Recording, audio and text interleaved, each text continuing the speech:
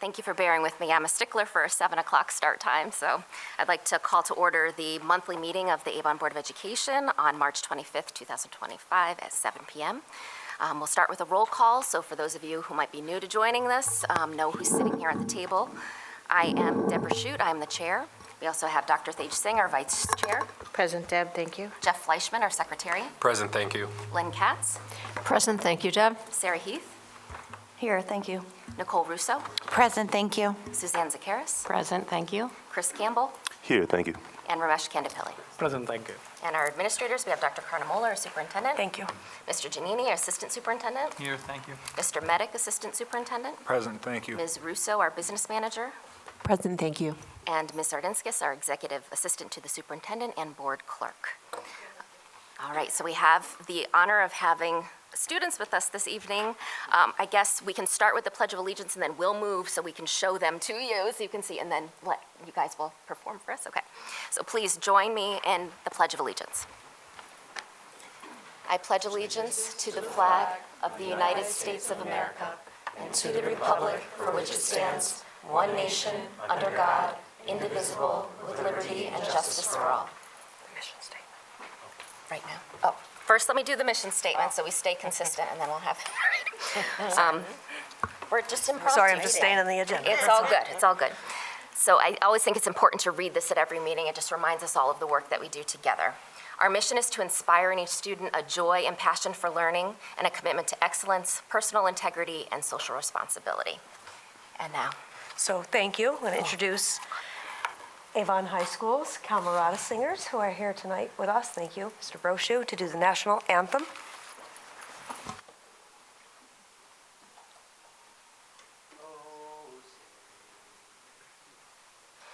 Oh, say, can you see by the dawn's early light what so proudly we hailed at the twilight's last gleaming, whose broad stripes and bright stars through the perilous fight o'er the ramparts we watched were so gallantly streaming, and the rocket's red glare, the bombs bursting in air, gave proof through the night that our flag was still there.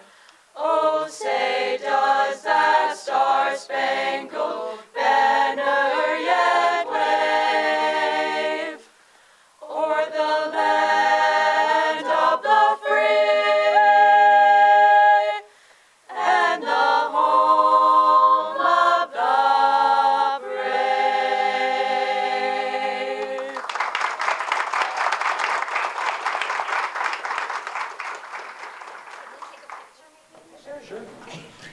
We'll just stay where we are.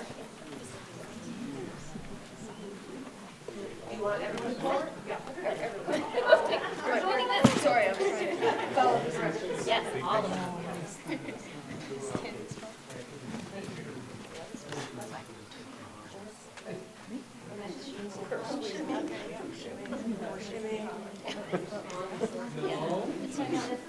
Ready?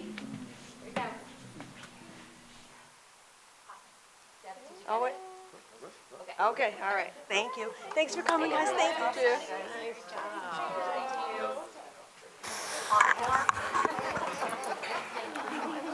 Thank you again, Mr. Brochu and the Avon High Camerata Singers.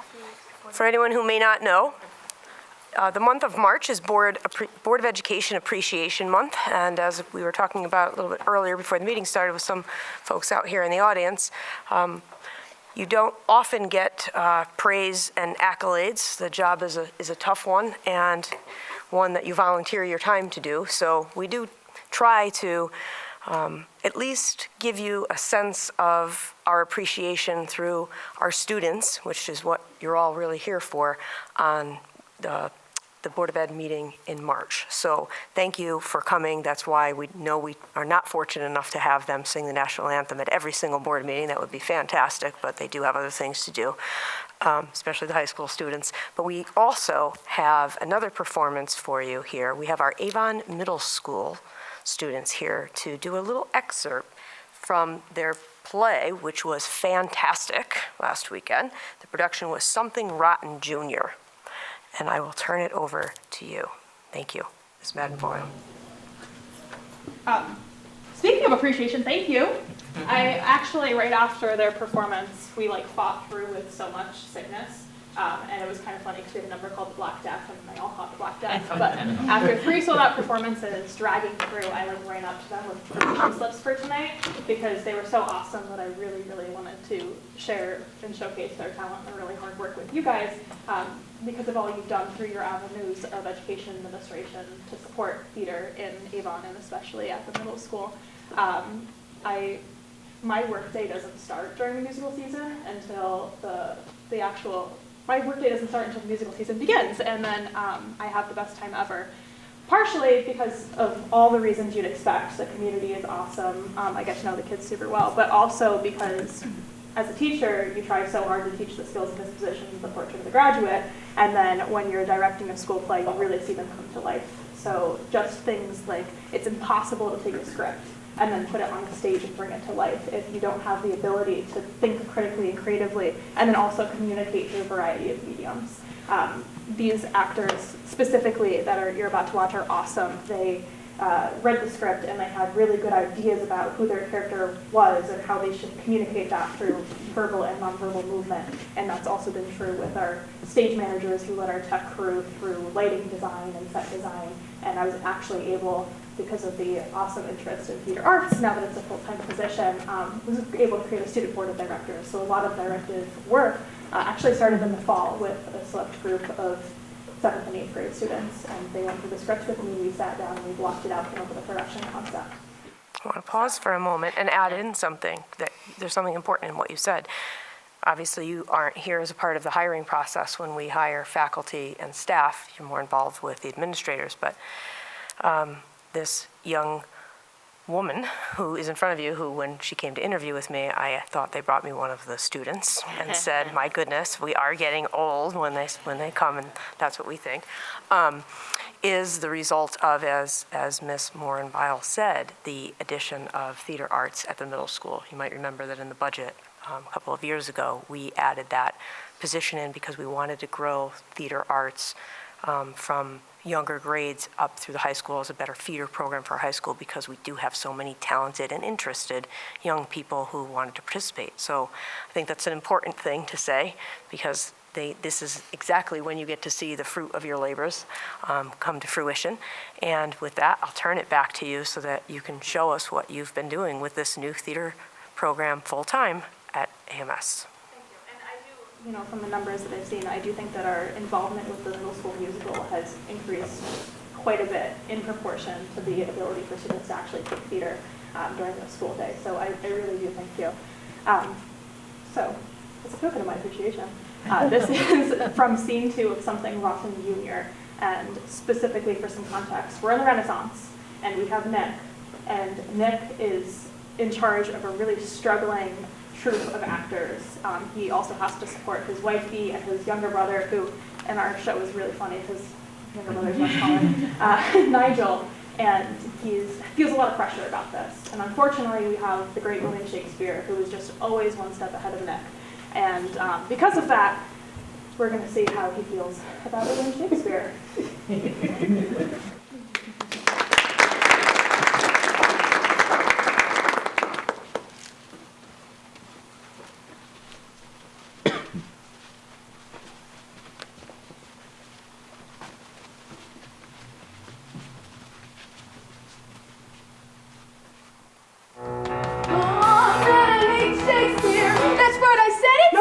I hate Shakespeare. I just don't get it how a mediocre actor from a measly little town is suddenly the brightest fool in England's royal crown. Oh man, I hate Shakespeare.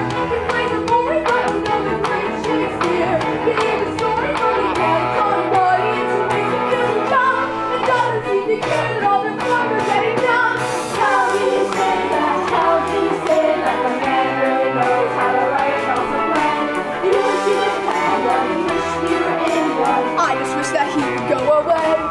But he's brilliant, what majesty flows from his pen. His poetry soars like sweet fireworks. Words are inspiration, but lightning does strike him, and he captures my soul. Wow, you sound just like him. Really? Thanks, because everyone thinks he's the greatest writer England has ever known. And that's another thing I hate about Shakespeare, is all the twits bullshit about Shakespeare, and how they prattle on about his great accomplishment, la la la. And once they start their guessing, there's a snapping of it, and it's la la la Shakespeare. And he walks in, it's dum dum blah Shakespeare. He's only 40 and millions of years. The writing is divine, arranged by his album, such piano around him. Oh, he's all fun. I'm like, dang, I'm all, oh. I'm really getting sick of it. And oh, I hate Shakespeare. I think by now he's starting to tell me I hate Shakespeare. Shakespeare, the way he feigns humility when all he does is gloat. The way he wears that silly frilly collar around his throat. Then the bigger shorter list when he give it to his grace. Every little thing about Shakespeare is what I hate.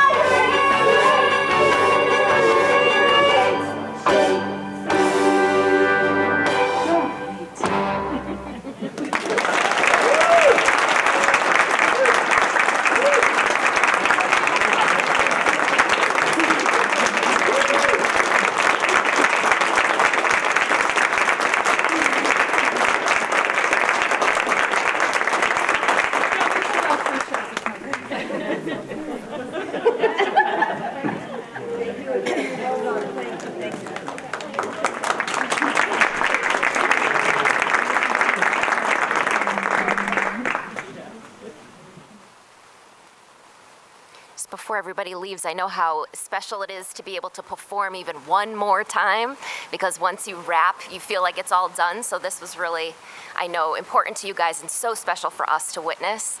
I love to see the joy in everybody and how much you are getting out of this program. So I'm just thrilled. So thank you for sharing your children with us. This was wonderful. Did you want anything else? Thank you. Yes, a couple more things. Okay, sorry. Just want to, on behalf of all of us in the schools, our students, our families, our faculty, our administrators, our staff, and really the community as a whole, just want to again thank you and recognize you for your incredible service, really, and dedication, and to remind everyone, as I said earlier, that you volunteer countless hours to ensure that all of our students have access to the highest quality education, some of the examples of which you can see tonight, more you'll see in your baskets. You make the decisions that shape the future of our schools, support our teachers, and create opportunities for all learners to thrive. And I know that you do this work not for this recognition on this one night or any other time, but because you really have a deep commitment to public service and for the well-being of our community. So we appreciate you. These are small ways to say thank you, but they're some more pretty exciting ways that we say thank you. So first of all, thank you to Christine, who helped put these together, and to all of the administrators, secretaries out in the schools, and the teachers who worked with students, because everything that's in your basket came from students, with the exception of the basket and these that, we have to get you some sort of swag, came from us. But just want to show you a couple of the highlights in here because the kids are pretty excited about these. So you have a little succulent. They made these at the middle school for you. In the bag, I don't want to mess up the bag, but I'm going to mess up your bag, Deb. So there's a card which tells you what it is, but just want to show off. These are really exciting. There is the high school made these. Two things. There is a magnet in your bag, again, that they made in our pottery class. They're all different. And look at this beautiful bookmark that they made in technology in Mr. Dodona's class. And I said, he should sell these. One of the students you'll see who made them for you. You might recognize the name. Lucas Uribe. He's been here with us before. I said he should get a career selling these on Etsy. These are pretty good. I don't know that people would want them that say Avon Board of Education, but he could put something else on them for sure. And then, of course, a usual bunch of cards from our elementary students that are written to you and to thank you. I know you'll appreciate going through those at some point later on. So thank you again. We appreciate all that you do, and I'm very glad that we got all the help that we did out from the schools, because that's what matters. I know that's what you would like to see tonight, between the students coming out for the performances and their tokens, if you will. Thank you. Thank you. This really is very special. None of us really, I think March just kind of happens, and then we're like, oh, right, that's tonight. So we really appreciate the effort that everybody puts into having the students participate, because that's what it's all about as far as I'm concerned. So whenever we have the students come to our meetings and we get to witness what's going on in their development and how they're enjoying their education here, that's what this is all about. So thank you for taking the time to even talk to them about what we do, because that's kind of fun too. And you go in and you read, the teachers always want to ask them, what do you know about the Board of Education? And they actually have good answers. So it's fantastic that you make us a part of your buildings too. So we appreciate that, and I'll try not to cry. But this is just very touching. So thank you very much, guys. I'll move it out of the way, but you're trusting me with the succulent. I'll do my best.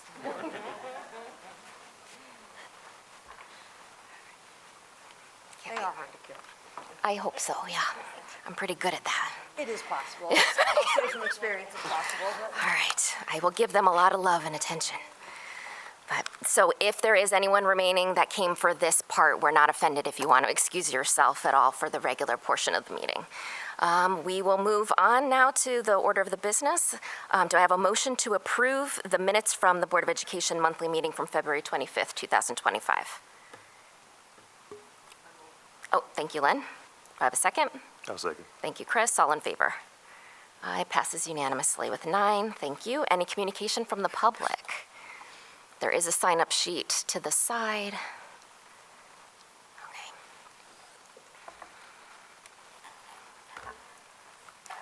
Nope, all set. All right, moving on. We're thrilled to have both of our students with us tonight, and Maddie performed for us too, so thank you for doing that. So I will throw it over to the student reps to give their updates.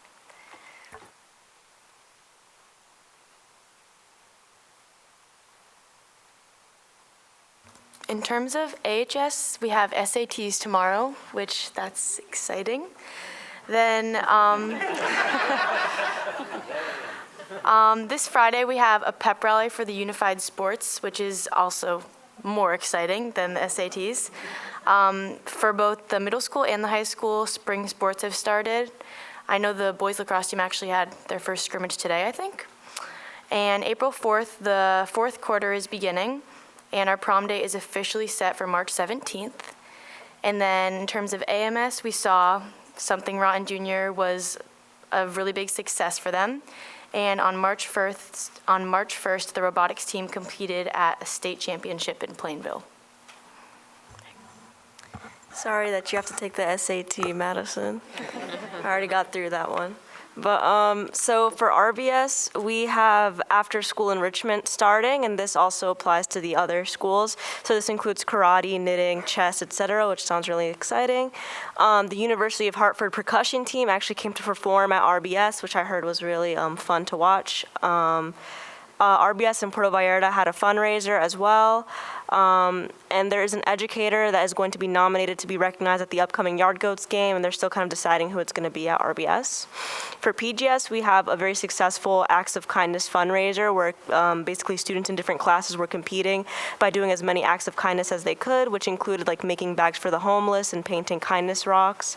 There was this fun little bedtime stories with the principals on March 20th through Zoom.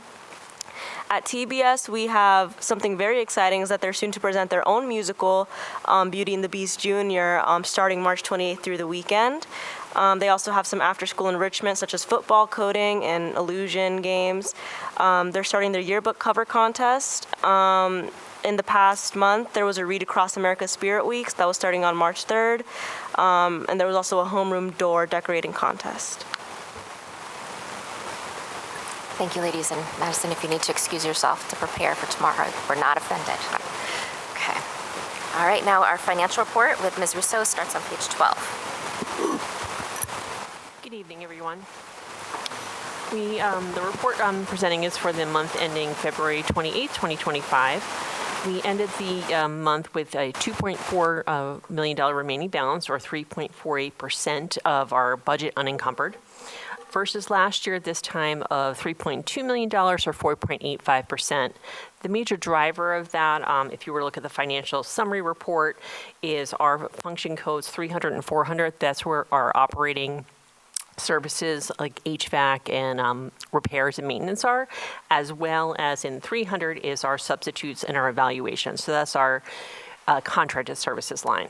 We saw those have additional expenses this year versus last year. Overall, we saw some changes in salaries due to teacher leaves. Our teacher sub-instruction line, again, had a deficit due to some long-term leaves that we have offsets in savings in the salary line. So the budget transfer 2025030 that's presented in the consent agenda will move those funds to match the savings from the leaves with the substitute coverage.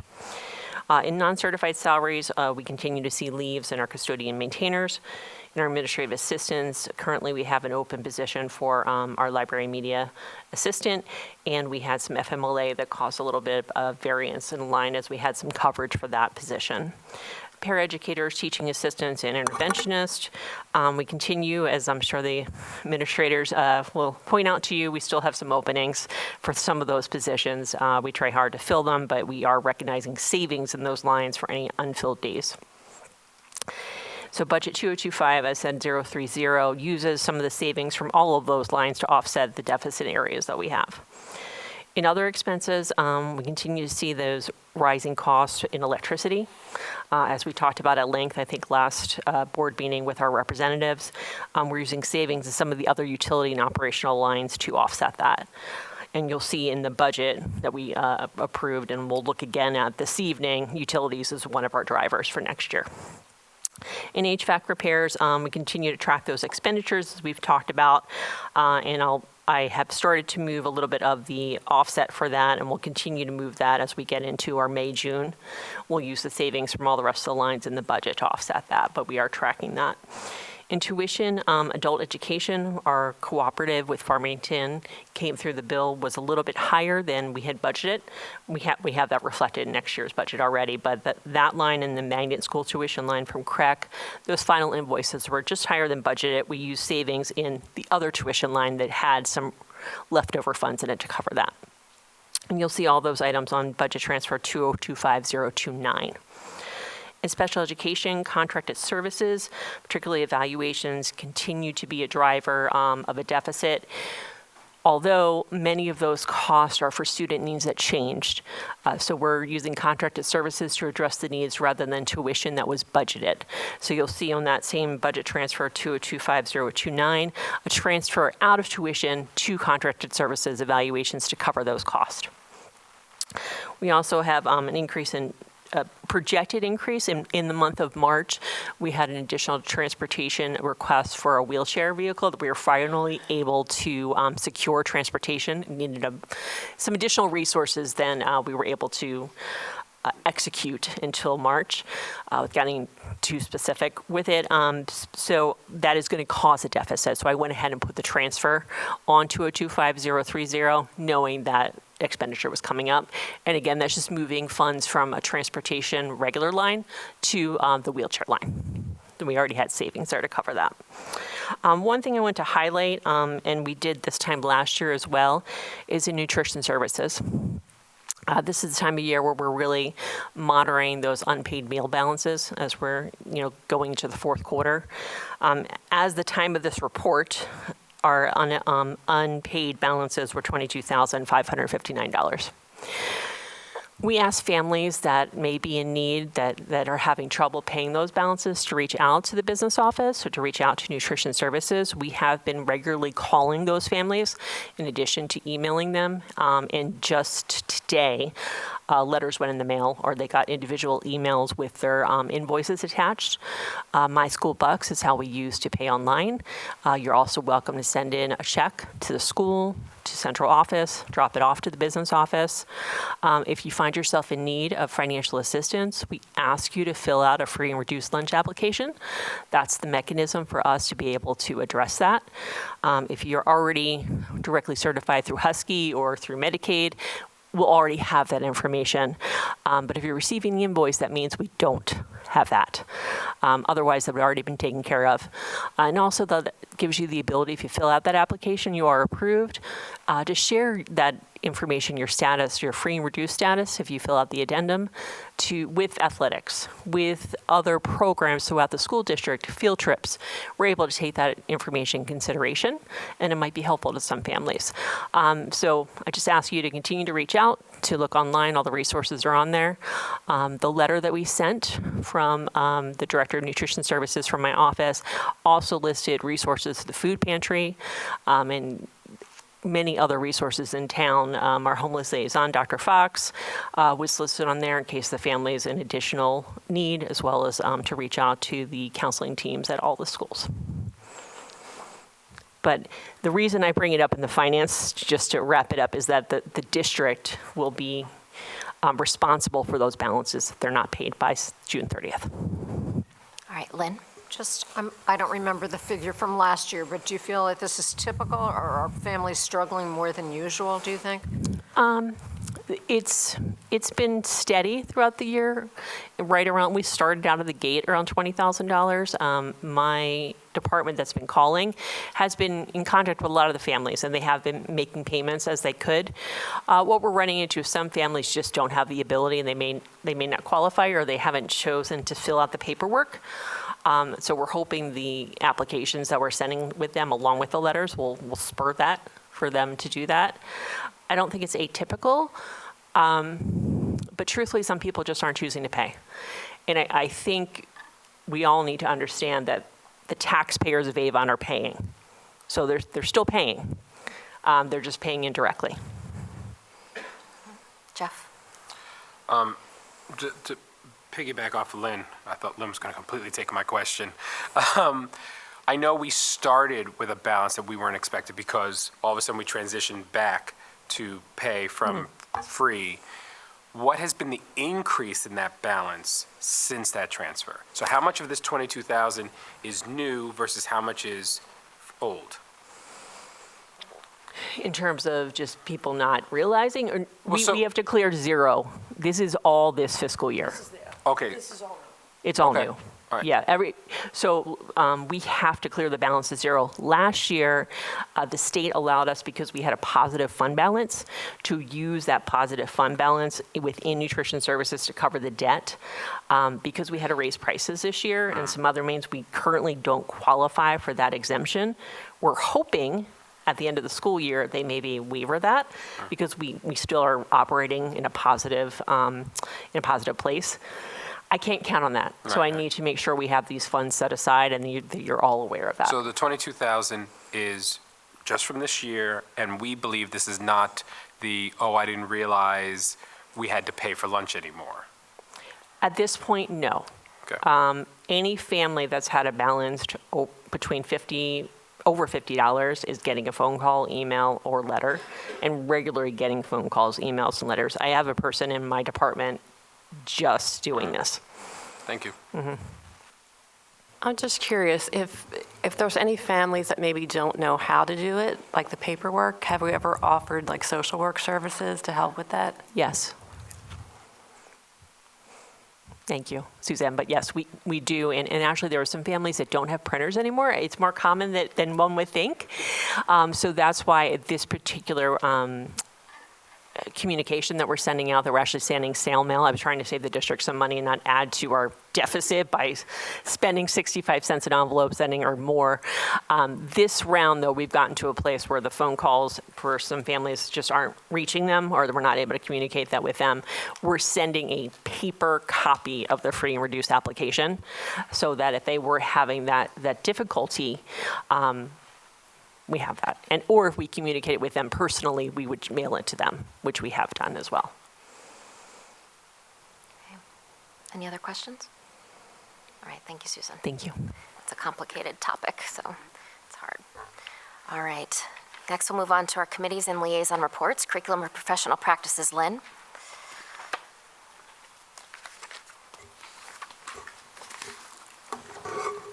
So our last meeting was March 4th, and you can read all about it in the minutes. It was a great meeting. We had an opportunity to really hear a lot about and ask a zillion questions about our proposed new K-3 or possibly K-4 literacy program. It's exciting. We're going to hear more about that tonight, and our next meeting is not until June 3rd. Thank you. Finance, that would be me. Thank you to Ms. Russo for giving us that update. Our next meeting will be April 8th. Negotiations, Suzanne? There's no new information, no meeting scheduled. Thank you. Policy, Thage? Yep, our next meeting is May 6th, Deb. All right, thank you. And liaison report from Capital Region Education Council, Chris? Yes, we met on the 19th. We meet again next month on the 19th. I was also able to start reading applications for scholarships, and it's amazing. These kids go through a lot, but they achieve much. So that's been awesome. We're happy to have you representing us on that board, so thank you, Chris. All right, as far as the chair's report, I just once again want to say thank you for the time and the effort that you've put into recognizing us, but I also want to say how thrilling it's been to witness the Portrait of the Graduate work that's been happening.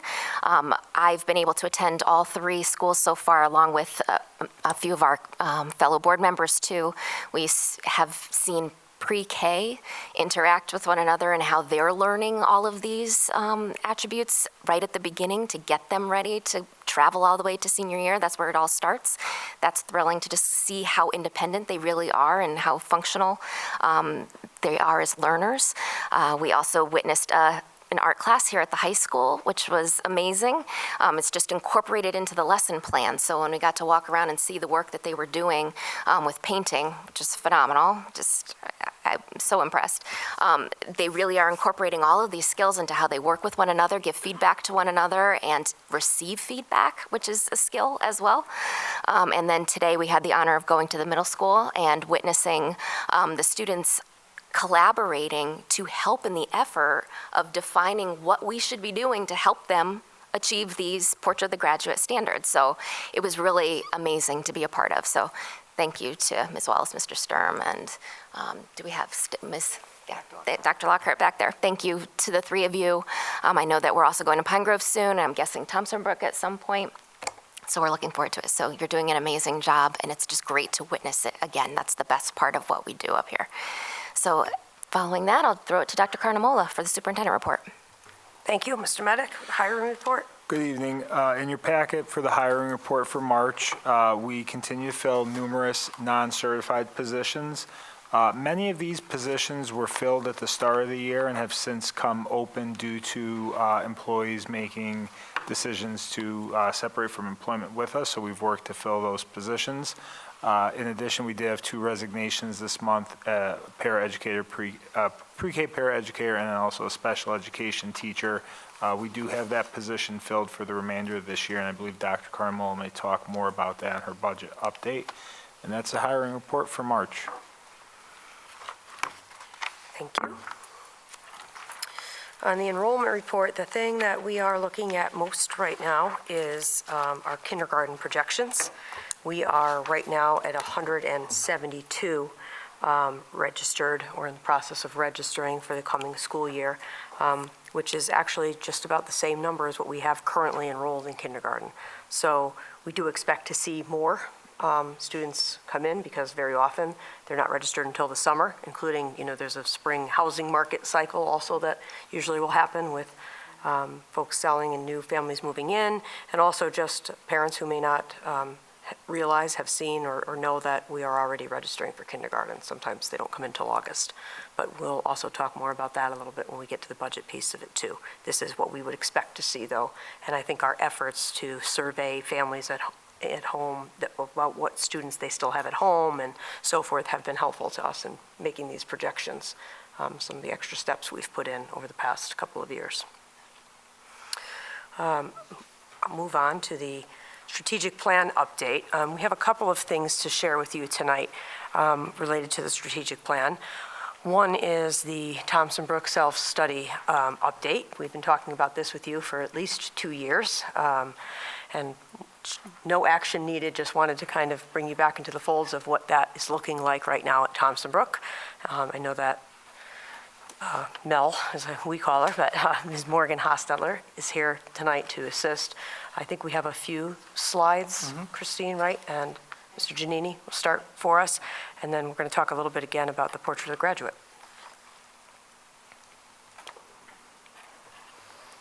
All right, well, I'll go ahead and get started as Christine bring those up.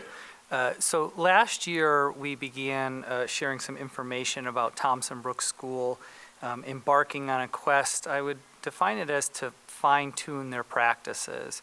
So looking at some of the things that were working and some changes that they might make over a couple-year period to enhance the experience. So tonight, we are sharing an update on that process, including some of the changes that students and families and staff will experience in the fall. You can go to the next slide, Christine.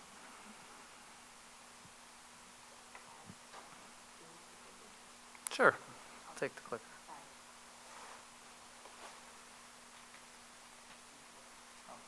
Let's grab both. I can do the other screen. You want me to grab the other one for the other screen? Oh, it's only do one at a time? Yeah.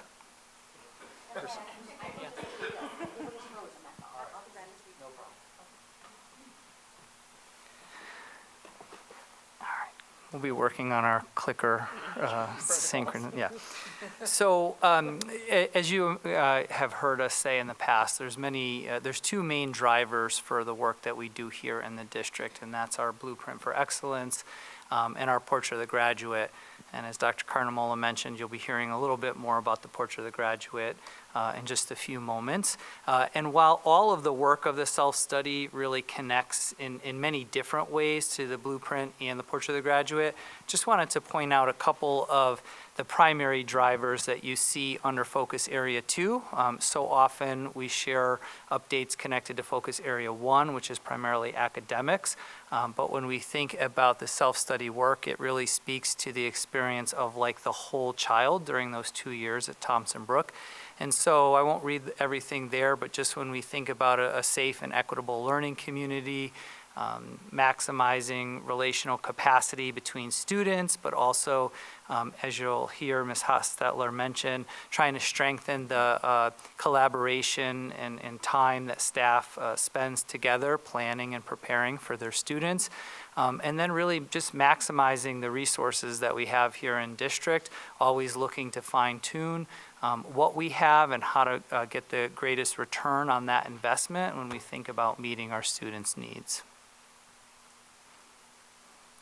So the self-study committee was really tasked with creating a set of recommendations for the Thompson Brook and the central office administrative team to consider in terms of some changes that could take place there. And so while there were many things they were looking at, the big pieces were really enhancing that student experience. 5-6, we know that for our students here in Avon, they get really comfortable in their elementary schools over a 5 or 6 year period, and then all of a sudden they're in a new place, lots of changes, and so how can we really make sure that that transition is smooth and it kind of feels like home for the students, even though they're in a new place. We wanted to really strengthen that sense of community. You'll hear Ms. Hostetler speak about like bringing together the class of for the first time. We think that's a strength and an opportunity when we bring them together from the sending elementary schools. And then also to explore some different staffing models and some schedule improvements that we could really look at to maximize all of those things that we were trying to accomplish through the self-study. So a little bit of background, really since opening its doors in 2002, Thompson Brook School has kind of worked to find its fit. It finds itself in this unique gray area between an elementary school. We have 5th graders who in many districts are in an elementary school, and 6th grade where, again, in many districts, they find themselves in a middle school. And so how do you bring those two worlds together and also really ensure that we're building that bridge? And one of the interesting pieces of the work that the committee did beginning last year and continuing this year, so often we spoke about building a bridge and how they felt like they were a bridge school.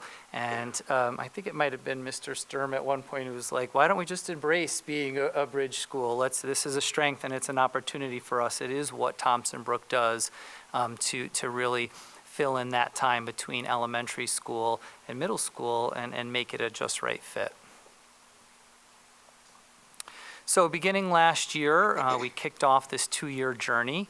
And the big part initially was to develop some kind of a North Star statement. And really, that was important to the group because what they were looking to do was to develop something that they can fall back on.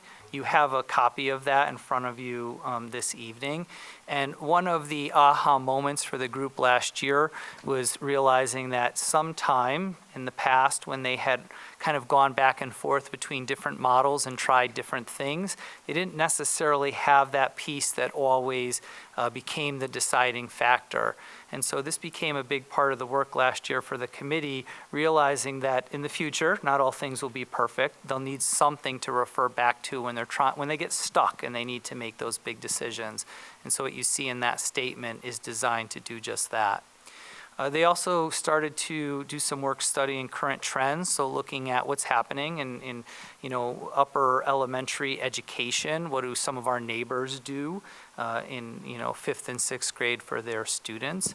And then start to determine some moves or some tweaks that could really hold on to the uniqueness of Thompson Brook. We know a lot of great things happen there, but how can we build upon that work and really strengthen that bond that students and staff feel during that time, and again, make it fit really nicely in our K-12 curriculum.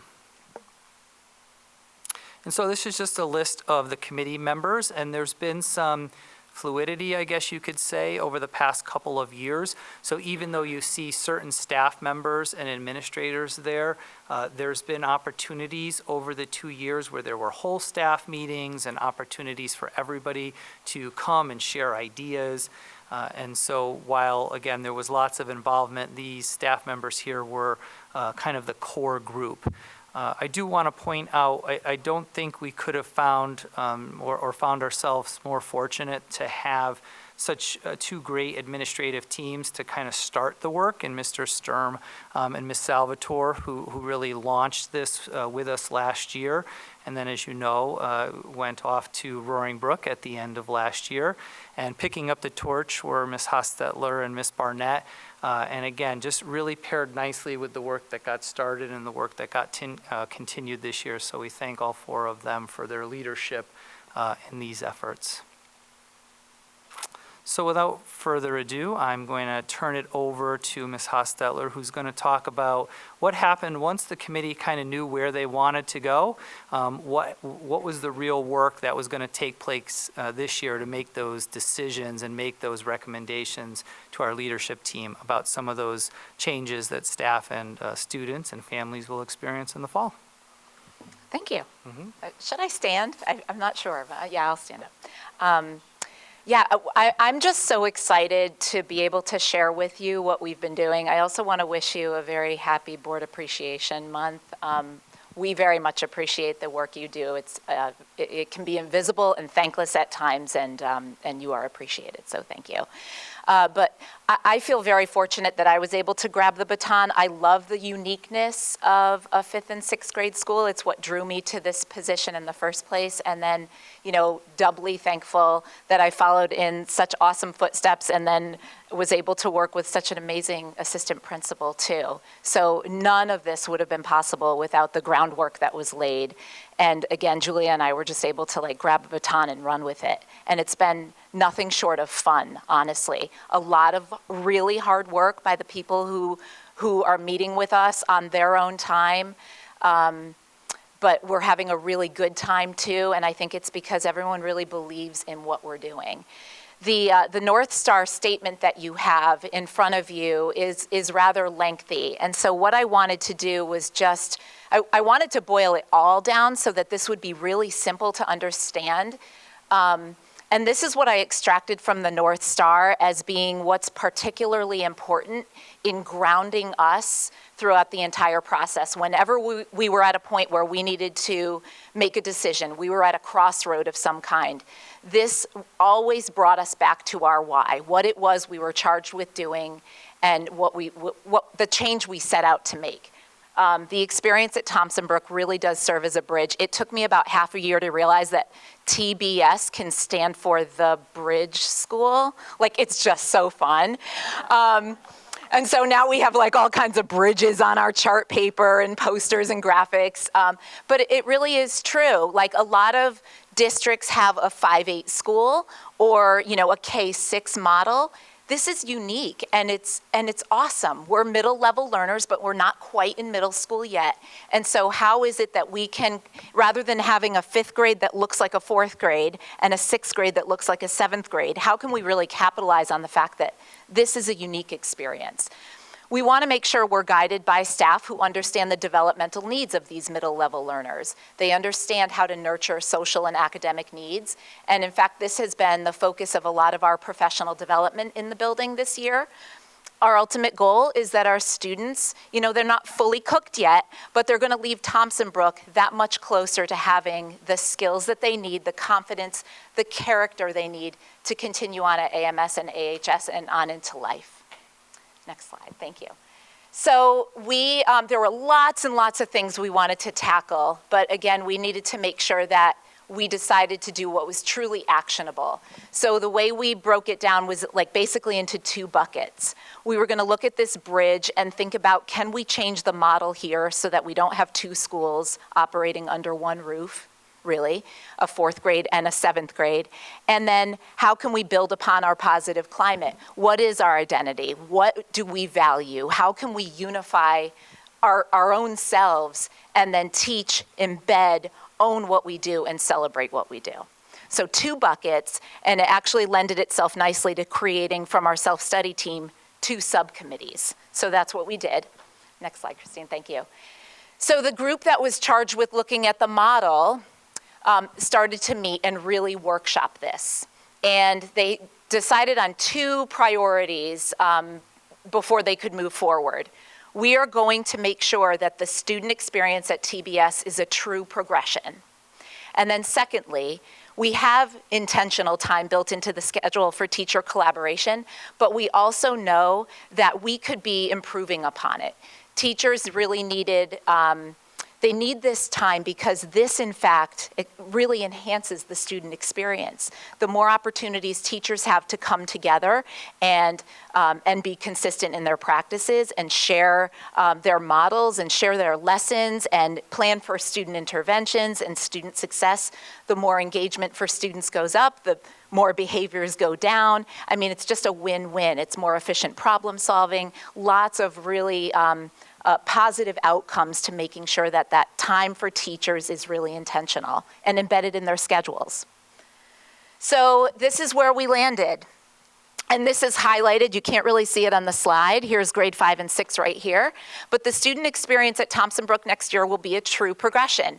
In 4th grade, coming from Roaring Brook and Pine Grove, kids have 1 teacher plus all of their unified arts teachers.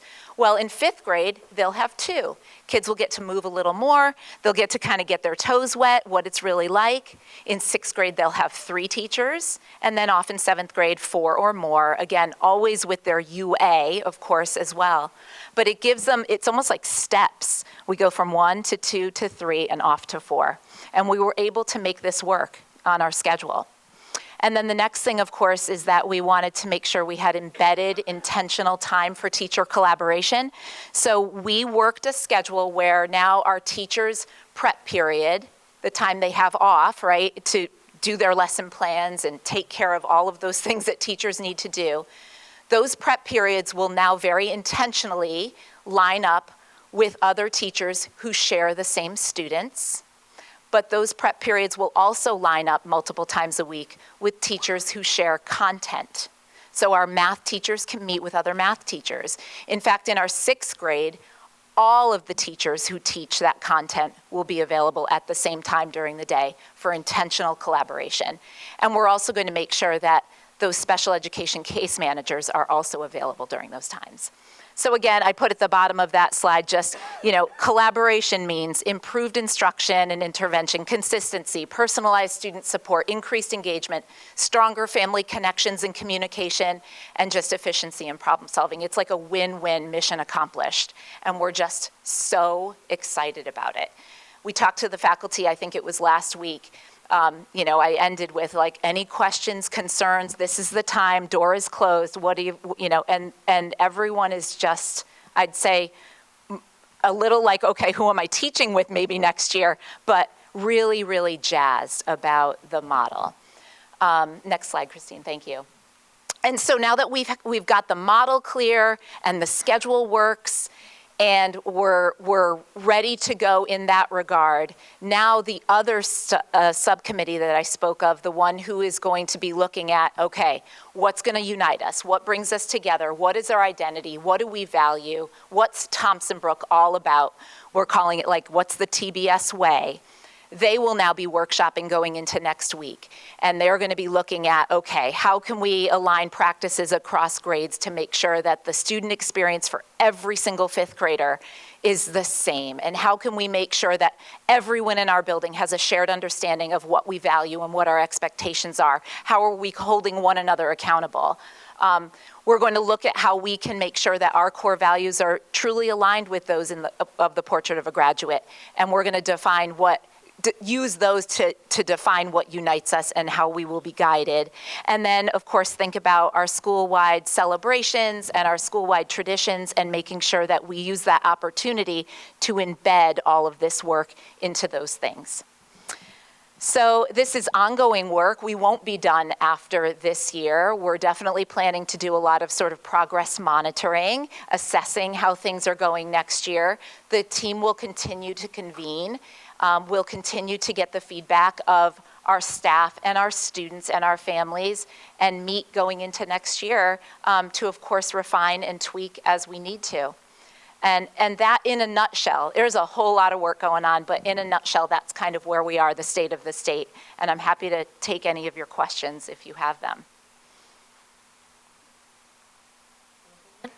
You look, yeah. You move forward. Yep. It sounds wonderful and exciting. How is it different from the way things are now in terms of number of teachers and schedule? So what you've described, I should know, but I don't know what it is now versus what That's it will okay, be. yeah. So in 5th grade right now, students have one teacher. We're in a self-contained model. They do visit their unified arts classes, but otherwise they just have that one teacher. And then the 6th grade upstairs runs like the middle school, where the teachers are teamed and now students are traveling between 3 or 4 teachers. I love it. I love the change. I think that's really exciting. You kind of glossed over the schedule. I can't even imagine the nightmare putting the schedule together. Am I right? Yes. It's okay. It's the foundation from which everything else runs. It's the engine. And, we had a moment, we were pulling out our hair. We were in that community room at Thompson Brook. And the moment when we sort of put the last piece in and it actually worked, like everything that we said we wanted worked, like the room erupted in cheers. The custodian came in to check in on the room, like, you guys okay in there?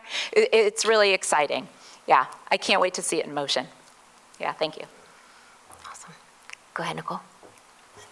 No, this sounds really good, and I like the progression. Let the kids get used to switching teachers. What subjects will the 2 5th grade teachers be teaching? Great question. So it's looking like they will, of course, they'll have the collaborative time, but it's looking very much like it's going to be an ELA in social studies, right? Reading, writing, a little bit of social studies, and math and science. But I also think there are certain units that could be a little perhaps heavy, and perhaps, the math and science teacher might do some of the social studies. It's really, we're still kind of working that out, but generally ELA and math are the 2 big nuggets, yeah. Go ahead, Ramesh. I have two questions, actually.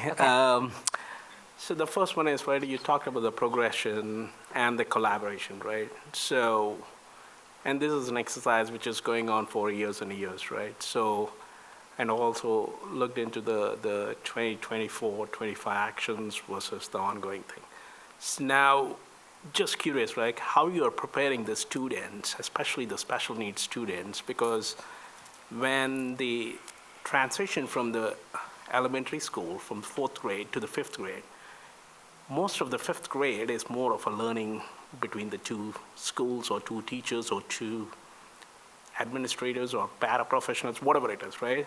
And then the transition from the 6th grade to the 7th grade is again the same thing. So how are we ensuring there is a seamless progression of the special needs students right from elementary school, from the 4th grade until 7th grade, right? So how are we ensuring that the progression and the collaboration is always happening with those students? Well, that's the first question. Okay, yeah. But I can ask later the second question after you answer. Okay, sure. The transition, believe it or not, is happening already, where our teachers are meeting with both the AMS teachers, also the Roaring Brook and Pine Grove teachers, to share information, to share strategies, to share best practices. We hold transition activities at the school, so the students will visit our school. They'll come in the summertime for popsicles with the principal. They'll come back in late August and learn how to find their locker and where their room is. The thing that will be very important to us is that the two teachers in 5th grade who are in essence partnering, in a tandem model, that they're geographically right near one another. Okay. Right, and so we actually had 2 5th grade teams this year who were by the end of this last, well, actually the second half of the year, kind of piloting the model. Mm-hmm. So we had a couple of maternity leaves, so it was a perfect opportunity for our long-term sub to just teach the ELA and our teacher to teach the math, and the students kind of traveled back and forth between the classrooms. It was a great opportunity to get their feedback so that we can anticipate the kinds of things that kids will need since they'll be moving a little more. I mean, moving around a building isn't new for students, right? They've been doing it to go to, wellness class or art class. But this is why that collaboration of the teachers is so important. You have 2 teachers who can really be working together to, cast a net and ensure that the students who need the extra support have 2 teachers that are lockstep and implementing any strategies with fidelity. So I think you answered partially my second question. I think I was talking about is there a pilot for the 2024-25 actions as well as the ongoing work, right? So how we are preparing the students, not just the special needs. I'm talking about the typical all kids, of right? them.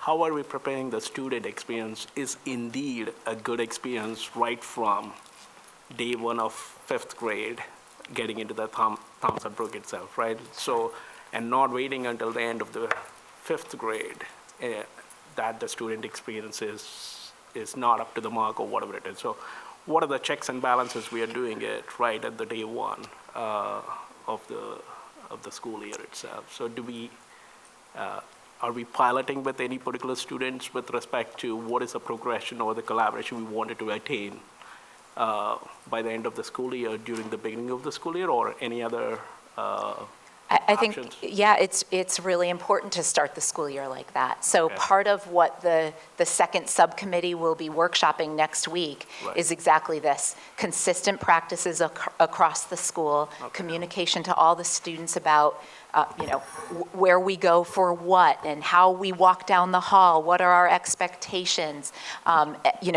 how we're going to talk about how we explicitly teach those things, model those things, embed those things, live those things in everything we do.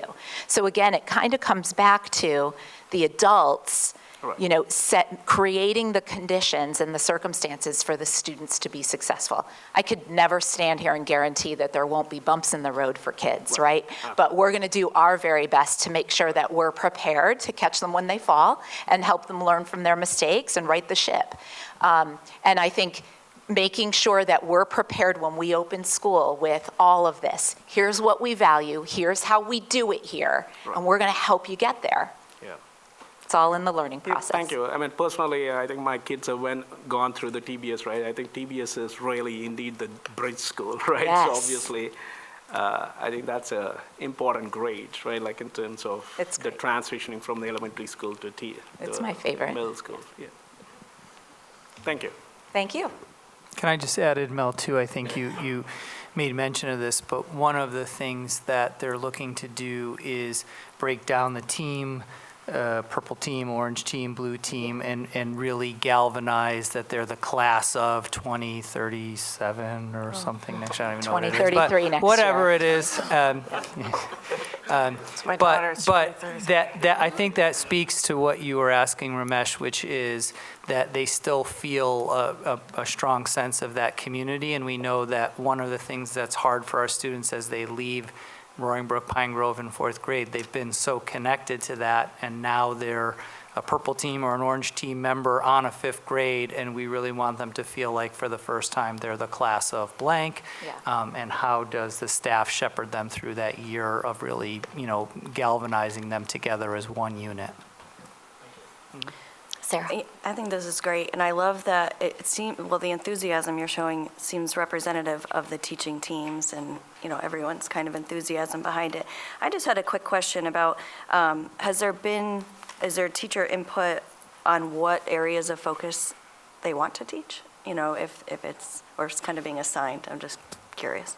I know there's overlap, but the main focus. I mean, the first thing I have to do as the administrator is make sure like all of the certifications match what we need to do and all of that.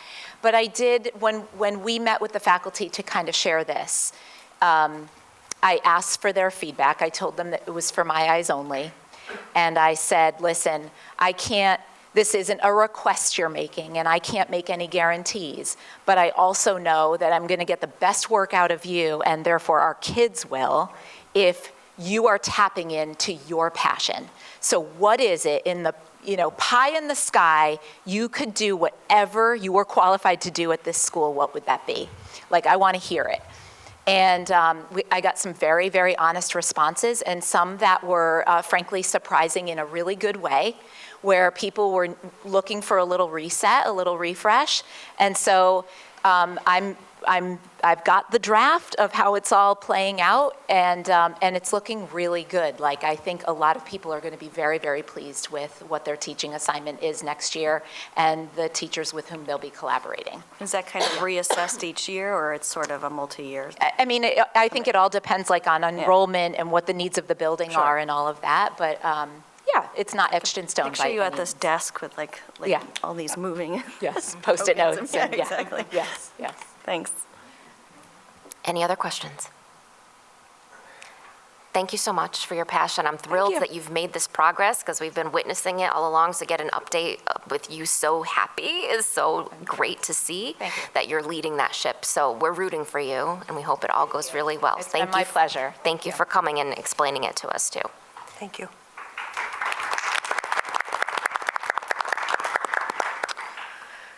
Thank you again, and thank you, Julia, also. And moving on, this is just, we've talked a lot about Portrait of the Graduate over the years. It's been an ongoing project, so to speak, in the school district to try to continue to define who we want our students to be when they graduate, the skills and the dispositions that we are looking to help cultivate. And so we've pushed further along in that work this year. Clearly, again, as Deb mentioned, coming out to see some of that work on the ground in the schools that we're hopeful still. We've got a couple more visits, but I'll talk about that later. We can get you to. But we wanted to bring you up to speed again with where we are in the work, because we are right at the cusp of further communications and rebranding and so on. The graphics that, you know, if you were with us today, said, who's seen this graphic before? Oh, this is great. and it's in here. So I'm going to turn that to you, Mr. Giannini, because you've done a ton of work for us. Thank you, to pick that up where we had previously left off. All right, well, I think that was a great introduction, and as Ms. Shute mentioned, you've had an opportunity to see some of the work taking place at the school level, which is where the rubber hits the road per se. And this really tonight is just a balcony view from what you'd see if you were looking out over the district with the Portrait of the Graduate. So I'm just going to start quickly. You know, all of you are aware of the Portrait of the Graduate, but for anyone who might be joining us this evening who's not familiar, we just thought we'd start really quickly with what is a Portrait of the Graduate. And so kind of simplified here, it's what students should know and be able to do upon graduation. And that's something that each district defined. So sometimes we talk about state mandates and standards and regulations, but this is really something homegrown where a district gets together and defines that as what's really truly important to them. Once you have a Portrait of the Graduate, it really becomes a driver, as we mentioned a little while ago, for all big decisions. Things that are happening, of course, at the district and school level, but even right down to what a teacher might be deciding to do and focus on in their classroom. So from the start, and it was a big start, it may be slightly interrupted by COVID. I know that's become a little cliche, but it's the truth. So first developed during the 2020-2021 school year by a pretty large committee of over 50 staff members, community members, teachers, school leaders. Our Portrait of the Graduate landed on 3 skills and 2 dispositions, which are really defined and measured by a set of characteristics, habits, qualities that we would hope our students leave us with upon graduation. If you don't mind, Jess, I'll just add in, because I know this was prior to your time at central office with us too. You might all remember, as some of you as board members, but also as parents and community members, the other way that feedback was solicited from the entire community was a thought exchange. Something went out to everyone to be able to participate and to talk about what they thought was most important for students to know and be able to do. And there were thousands of responses for that, and that data was coded and taken in as we then put the committee together. And that's so important because one of the things that a Portrait of the Graduate does is we know we have had experts come in and speak to us about what the workforce is looking for, right? When organizations are out there hiring the employees of the future, why are these skills and dispositions so important? Well, you know, as we've referenced with our staff many times, the jobs that some of our students will have someday don't even necessarily exist at this moment.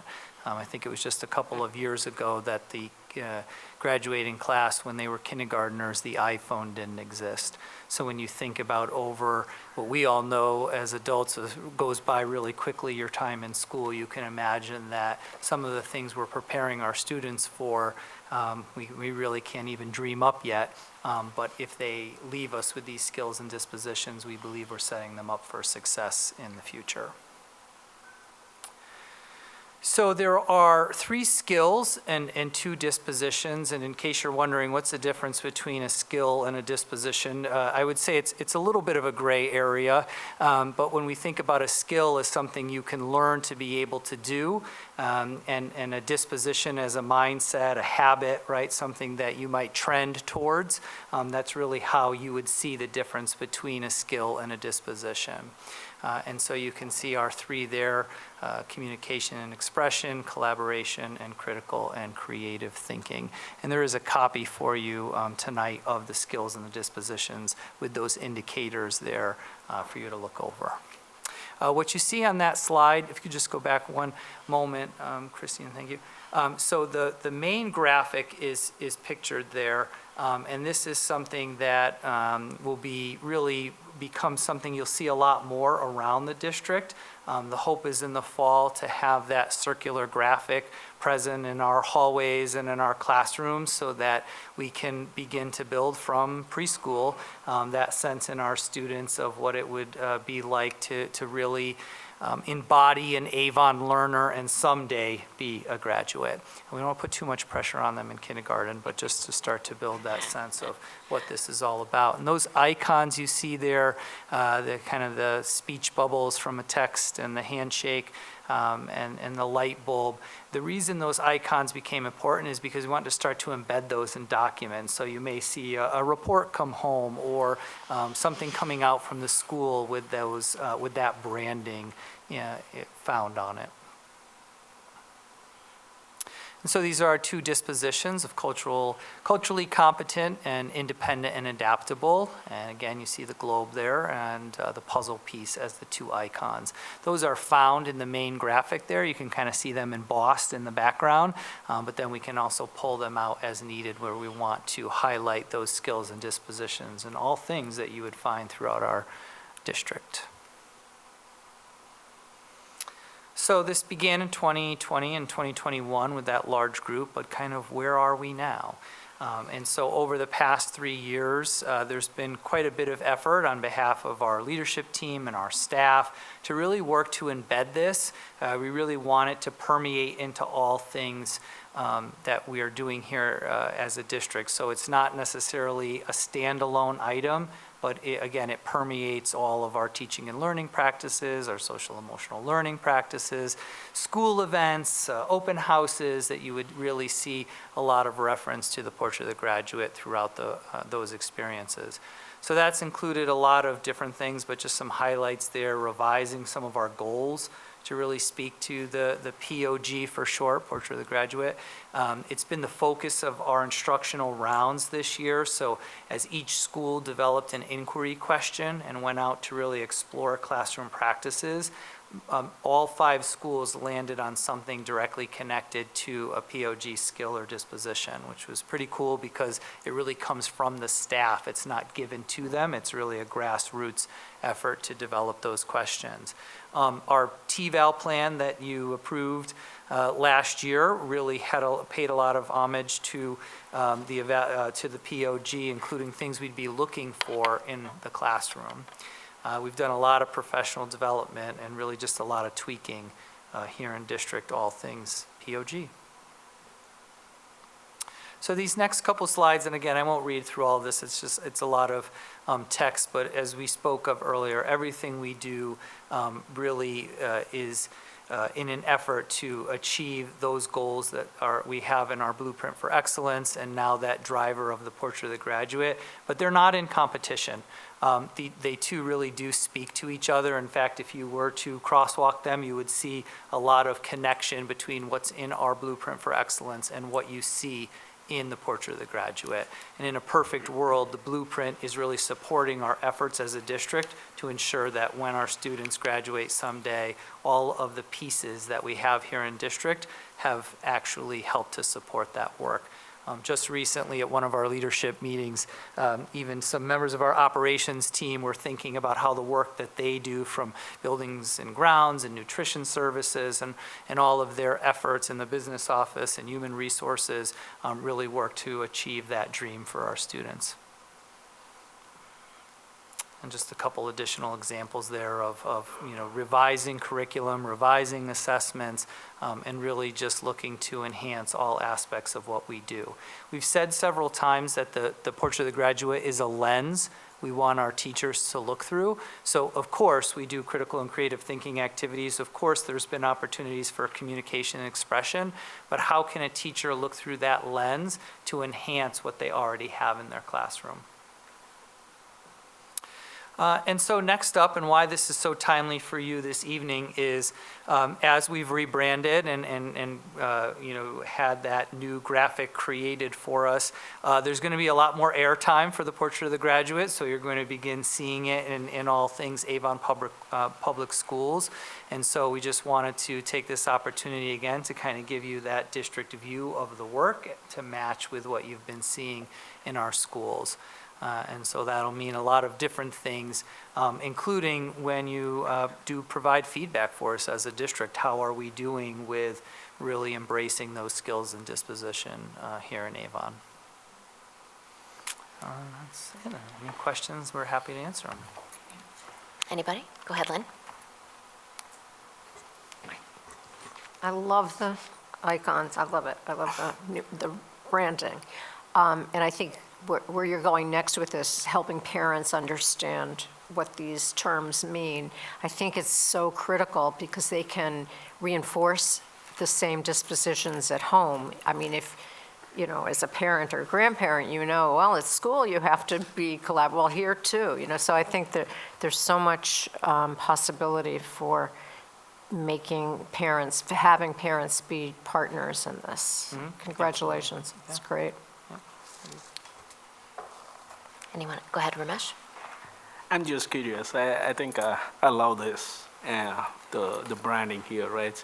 But just curious, right? Is this branding is tied to awards, recognitions, and opportunities for students? Like That's a great question. It's one of the pieces that we've talked to as a leadership team, is that we currently do different things in our buildings to recognize students. Right. And that's a goal for us in the coming years, is how do we tie these specific skills and dispositions into the way that we do recognize students across our school community.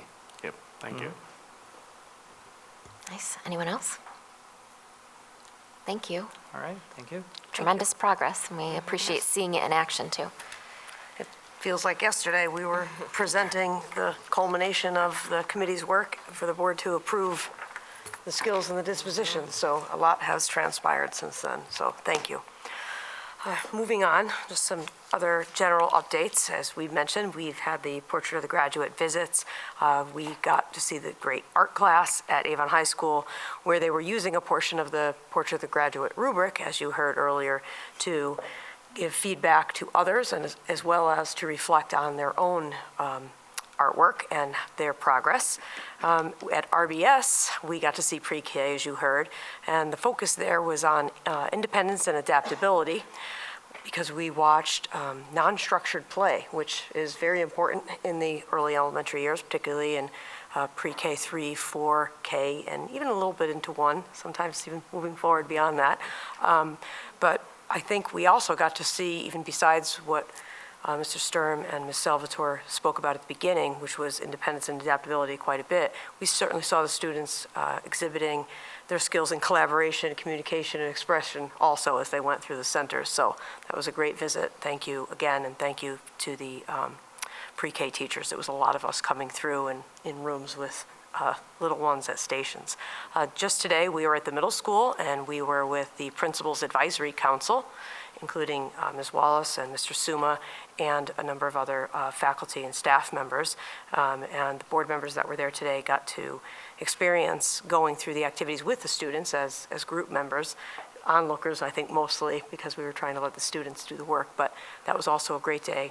As we left there today, one of the reflections was, and Ms. Wallace and I were talking about this earlier, it's so great to see that when you empower students, as we said, they solve their own problems. And we watched a lot of that happen today as they went through the skills and the dispositions and talked about what they thought those things looked like in practice and how we could do better and more as both students and faculty and staff to further those types of skills in students. So it was a very interesting day. Thank you again.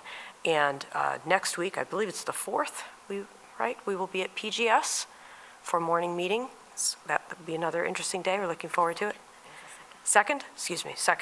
And the 11th at Thompson Brook, and we're going to get to see, I think, a Rocco's Rally Mix-It-Up Day, right? Yeah. So there's 2 more opportunities. I know it's incredibly difficult because, of course, you have lives and jobs and children and so forth to do during the day. If you're able to make the last 2 or one of the last 2, we'd be happy to have you. So I'll send out another invite for those. And again, just want to thank all of the teachers and administrators for helping us to do that. I think it's very important that you get to see some of the work on the ground. We can bring things here to you at a meeting, and you can see things on paper, but there's nothing like coming and being able to interact and see some of it in person. So thank you again. Similarly, and we just mentioned instructional rounds, which you know has been one of the cornerstones of our work over the past year plus. As you know, I'm involved in a statewide group called the Superintendent Network, which was formed many years ago before my time as a superintendent, in a partnership with Harvard University. And what we do with each other as superintendents throughout the state is visit each other's school districts. And matter of fact, we were in Bristol just last year, I think, and we do instructional rounds with the faculty and administrators that work in the schools. And they come to us with an inquiry question like we've developed here at each of our schools, or a problem of practice, depends on the nomenclature, where you are, what they call it. And we help them to collect data and to make recommendations for what the next steps would be to get them to wherever it is they are looking to go in the schools that we visit. And we are hosting them here for the first time ever in Avon. The Superintendent Network is coming to visit Avon Middle School on April 1st, so we are looking forward to that. No pressure. It's going to be. It's not an April Fool's joke. We don't know how many. This is a tough time of year for superintendents. We've, and school administrators and faculty and staff in general. This actually is a lot busier of a time of year than it is even when we open up schools. This is sometimes what we refer to kind of as a grind from March until the end of June, between the work that we're trying to do to close out the school years, budget season, so forth. So for those reasons, this is sometimes a tough time of year for the superintendents to make it. So we could have as many as 20 superintendents that come. That's how many are in my cohort, just under 20, because they divide us into two, and maybe as few as 10, but even 10 is a lot to come through. So we will work as a leadership team here too to decide how many of us. Clearly, I'm there, and the administrators in the building are there. Mr. Giannini, Mr. Medic, Ms. Russo's there. Christine has been making a lot of things happen behind the scenes, but we will bring in some other members of the leadership team and the folks at AMS, depending on how many people come from the network. So we'll get back to you on that, but we're looking forward to that visit. And the middle school, all the schools have embraced doing the instructional rounds and really made great progress. I think you've seen and heard a lot about that already, so I won't belabor it tonight.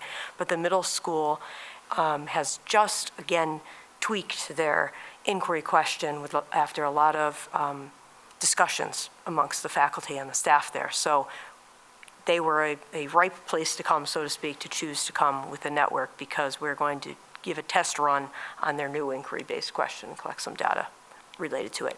And if you're wondering, if you can't sleep tonight unless I tell you what it is related to student engagement and what does it look like when students are truly engaged in the work, and what strategies might teachers employ to further that engagement, the curriculum, the instruction, the assessments, all of it, kind of taking all of that in. So that's what we'll be collecting data on.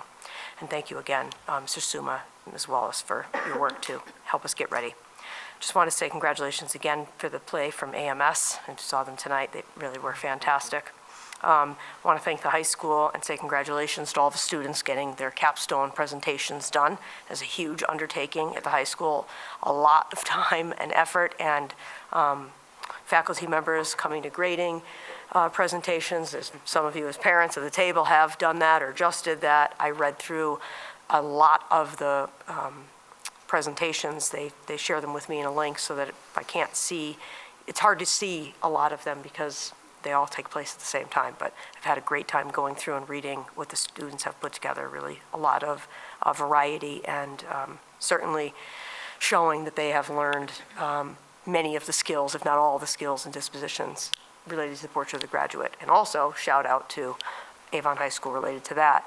They added in kind of a pilot this year, what it might look like to have some of the rubric and grading focused on what you see in the Portrait of the Graduate rubric too. So that's a nice catapult forward as we keep moving this. Finally, I guess I'll say we had an excellent day of professional learning last Friday. And I want to, as always, thank the Teaching and Learning Department. I especially want to thank Elizabeth Ferry, who, of course, I always do this right when the person couldn't be here with us tonight, but somebody else tell her. Elizabeth spent a tremendous amount of time cataloging and analyzing data and putting things together for us, as she always does, but this was kind of above and beyond. We had 30 teacher choice sessions. So 30 different sessions that teachers could sign up for across the district. That's a lot of moving parts and a lot of presentations to set up, people to get scheduled. And most of them were led by our own faculty and staff. So the majority of those sessions our teachers signed up to go to, and our teachers ran. We did partner with some outside providers. For example, we had Farmington Valley Health District come in and do another youth mental health PD, which we've done with them several times already. That's difficult sometimes logistically because it requires 2 different sessions, but we're working through that in the second piece. And we also had Cigna come, from insurance company, and they offered 2 health and wellness classes. And the Connecticut Education Association, also the CEA, came and offered a wellness course that was focused on higher order thinking questions with faculty. And we even had professional learning right down to our facilities maintenance staff. There were some pieces done there, and with our administrative assistants in the offices, we had some training updates related to FERPA and security. So all around, it was a great day, and I would be remiss if I didn't personally thank, and again, though they're not here, Mr. Abrams and Mr. Pellegrino went out on a little bit of a limb after some conversations with us about wanting to do some professional learning related to anti-Semitism for faculty members in the district. There had been, that's something that we took away from many of our climate surveys, both on student experience side and on teachers telling us they might need to know more about what that actually looked like when it was in practice. And we've done sessions here previously with other organizations from the outside too, related to different pieces of what we'll call the isms, as Mr. Abrams said in that professional learning. We've worked with Farmington area Valley Muslims from Farmington Center, thank you, also to do professional learning in some pieces related to anti-Muslim sentiment, so forth. But this one, Stu, as you know, is an expert in the field and has been doing professional development in other states as of late. And he is retiring at the end of the year. I think that's where he's going to turn his efforts to. So I say he went out on a limb because they piloted something here for us with a group of faculty that signed up to see what that might look like if we were not bringing in people from the outside. So one more way that we were utilizing our own folks, and I got to see them, and they did a really nice job with it. So I just wanted to make sure that I publicly thanked them for putting that together for us. And we didn't have to pay the money for it that some other school districts pay because they were our resident experts. So thank you again. I'm good. That was fantastic. Thank you. There's a lot going on. You guys are doing a great job. So now we move on to the consent calendar. I just want to make the comment, we talked about the transfers, but for the donations, we want to acknowledge how incredibly generous these donations have been. The Booster Club has donated a lot of money to different sports teams through their efforts. We have a parent at the middle school who has, through her job, brought in money for video production equipment. And we also have an alum who donated 2 French horns to Thompson Brook. That's amazing. And I just want to put a plug for Ben Angus. He's a fabulous singer as well. So I didn't know he played the French horn, so that's fabulous. So it's just nice to see that our own students that have graduated still think of us and want to give back. I think that's a testament, even before the Portrait of the Graduate, that we did it with them. So that's really nice to see. So barring anyone wanting to change or pull off something from the consent calendar, do I have a motion to approve it? So moved. Jeff, do I have a second? Thank you, Suzanne. All in favor? Passes unanimously with 9. Thank you. All right, old business. This is exciting. Dr. Carnimal is going to bring our budget down a little bit. This is exciting. Yes. So as we went through the budget process this year, we talked continually about looking for additional ways to bring the overall increase down. As you know, that has been difficult in recent years, especially with the rising costs of pretty much everything. Same things that we're facing as individuals and families at home, the school district is seeing and the town is seeing on a much larger scale. So if you go to slide 2 for me. I'm no don't get nervous, I'm not going to take you through the entire budget. Again, it's really just one piece that we have tweaked, and I know this is a little bit, I guess I'd use the word unorthodox, because what typically happens, as you know, is we meet a plethora of times and have a lot of discussions about the budget, go through line by line, and we turn it over to the town. We must turn it over to the town by the end of January, or at minimum, I think it was by February 2nd this year. First Friday of February, basically, which is usually sometime around the 1st or the 2nd, which means you have to approve it at your January meeting, and you did. And that's usually the end of it until we get to what we would call the other side and go through the workshops and hearings on the town side. But we had been talking on our side about continuing to look if we could find any other ways to further reduce before it even went there. And you might remember that one of the things I kept saying was there might be one more elementary position that we may not need as we move forward, but I didn't know that yet until we got further along in the kindergarten registration. And so we are further along in the kindergarten registration, as I mentioned tonight, and so we feel more confident with removing one more elementary position from the budget. Now, does that mean there is a person losing their job? No, because as you know, we were working to reallocate staff as other positions opened up. And so we've really already done that before we're even here tonight. Everybody, and I shared that with you as a board anyway. I think you've seen that. Many thanks again to the faculty out there that raised their hand and volunteered to do different things next year so that we were able to make this budget work with the least amount of disruption, really, although in the end, even though we were talking about 3 positions moving around, it really resulted in a number of people moving from place to place to make it work. So with this reduction, and on the ground, what this looks like is as a first grade teacher at Behind Grove. It's a first grade quote position. That's the moving target here, if you will, because we need one less section of grade 1 next year.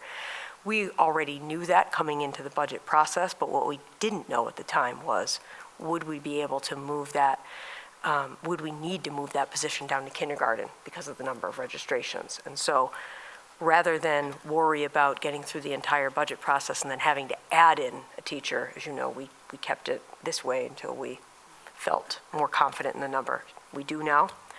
We know that we would have to have a lot more kindergarten students register. I mean, could it happen? Yes, anything could happen. You know, I try not to say never say never. But it would have to be a lot more than we have seen register between now and the beginning of the school year to need to maintain that position. And there isn't a person in it right now the way we have our scheduling done for next year. So being more confident in that, we thought it was prudent to bring it back to you to have the conversation tonight rather than wait until we are at the public hearing. Susan has talked to Tom DeStazio on the town side. I've talked to Brandon Robertson on the town side. So they are aware that we had been looking at this and trying to figure out how to make it work. We did, just within the last week or so, really down to the financial piece, being certain about it. They have put out their documents already to print. So when we get to the hearing, you're not going to see this reflected on the town side. We'll have to speak to it.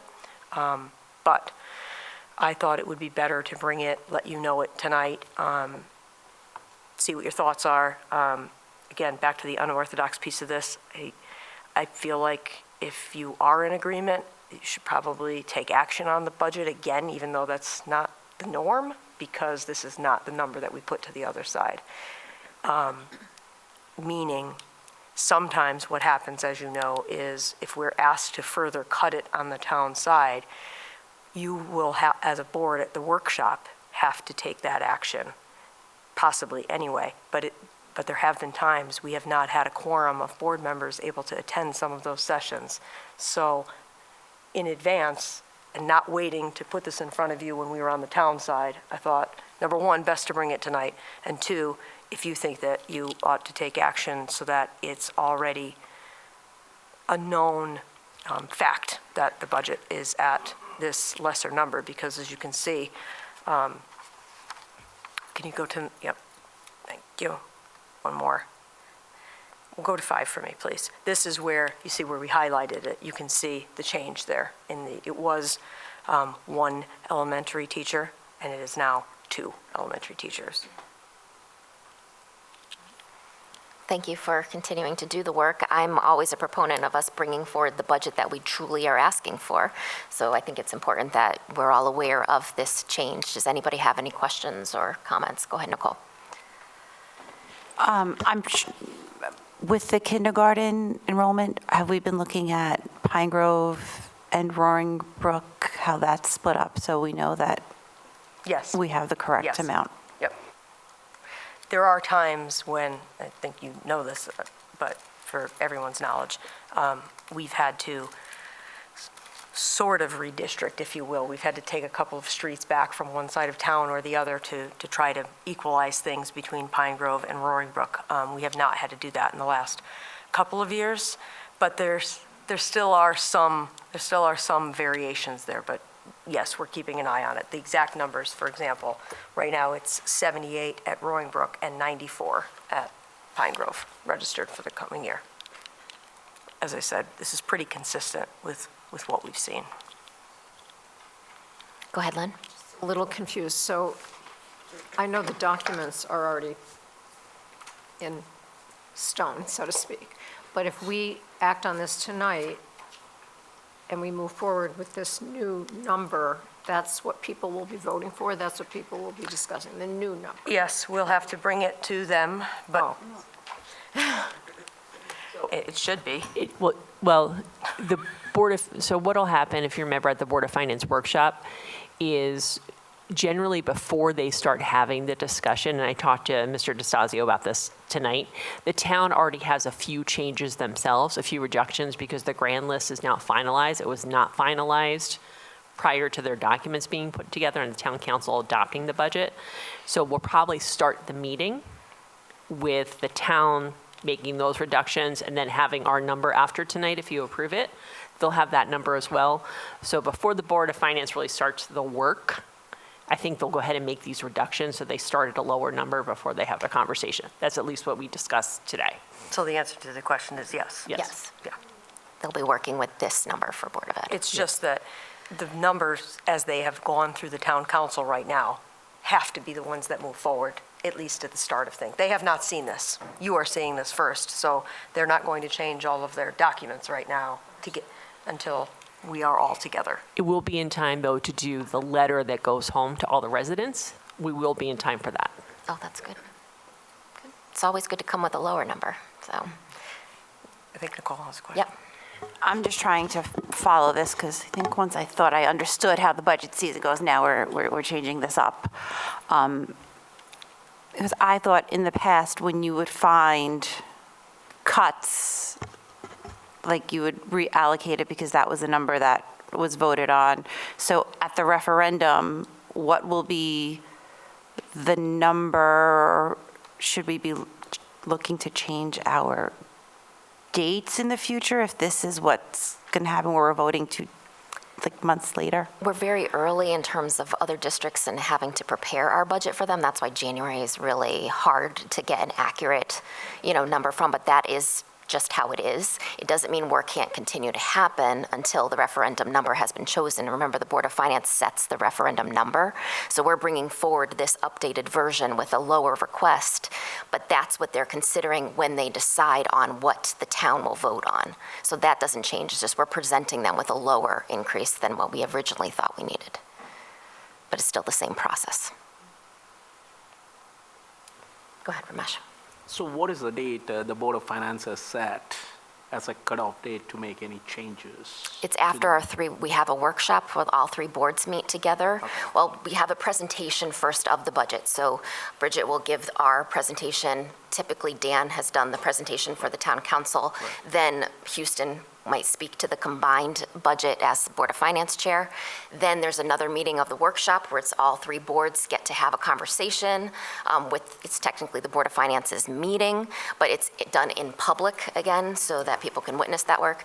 Then the number is set for referendum. So there is a list of dates in terms of what we have to expect for our own calendars. That's already set as far as what dates they are. I don't have them in front of me. I don't know if you know, Susan. No, I mean, the Board of Ed, unless the town changes their processes, we have to answer Nicole's question more directly, we have to approve our budget, our original budget, and hand it off to the town by that first Friday in February. There's no changing that unless they change, I think, the charter or the whole process. Right. And because the town council has their workshop generally the following Saturday, where they then vote at their March meeting. They did vote on March 6th to adopt the budget at the council, so that gives them enough time. The Board of Finance received the budget and had the opportunity last night to review it. So they do have it in their hands ahead of time before that hearing, because that was some of the feedback last year. They didn't have it far enough in advance before the public hearing. Yes. They have the old one. But as I said, regularly, the town, not us, we usually do everything possible to have that January number be set in stone. But the town regularly makes changes at that Board of Finance workshop. Because the dates are so early, they never have the final grand list.